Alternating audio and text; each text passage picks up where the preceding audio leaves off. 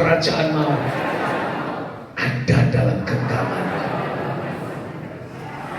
Kapan itu mulai terjadi? Ketika saudara mulai dibawa oleh Roh, mengenal Dia sebagai yang awal, yang akhir, dan yang hidup.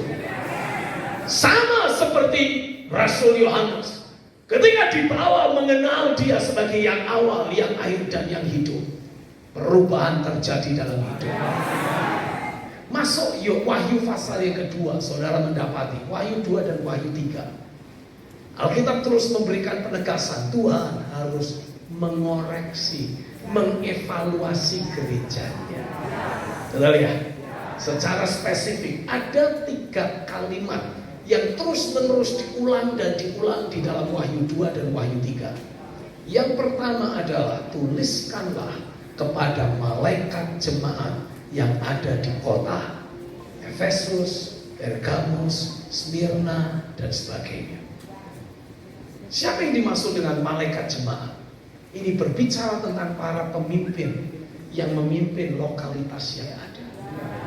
Saya berbicara kepadamu, hai para pemimpin, hai gembala-gembala jemaat lokal, engkau adalah orang kunci kegerakan.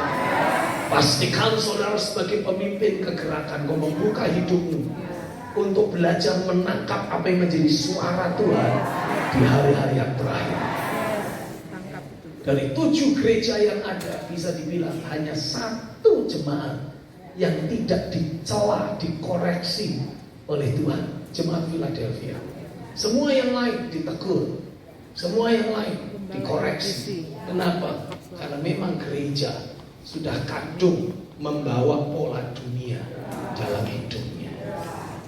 Kapan perubahan mulai terjadi? Ketika pemimpin jemaat sekali lagi melihat yang awal, yang akhir, dan yang hidup.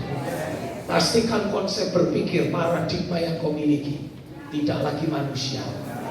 Sekali lagi saya mendorong saudara ikuti kelas CBS, karena inilah fondasi rohani yang akan menolong saudara untuk melihat Tuhan bukan lagi sebagai Yesus dari Nazaret yang berbuat baik, menyembuhkan, membangkitkan orang mati, tapi kau akan melihat Dia yang berkata, aku adalah yang awal, yang akhir, dan yang hidup. Pelayananmu tidak akan sama lagi. Pelayananmu akan memiliki ketajaman yang luar biasa. Kau akan bisa membawa jemaat tidak lagi hidup dalam keberadaan yang manusiawi, tapi kau akan bawa setiap orang percaya hidup dalam keilahian Tuhan. Kau akan dipakai Tuhan membangun dengan Kristus sebagai fondasi dan firman sebagai materialnya. Yang setuju katakan amin.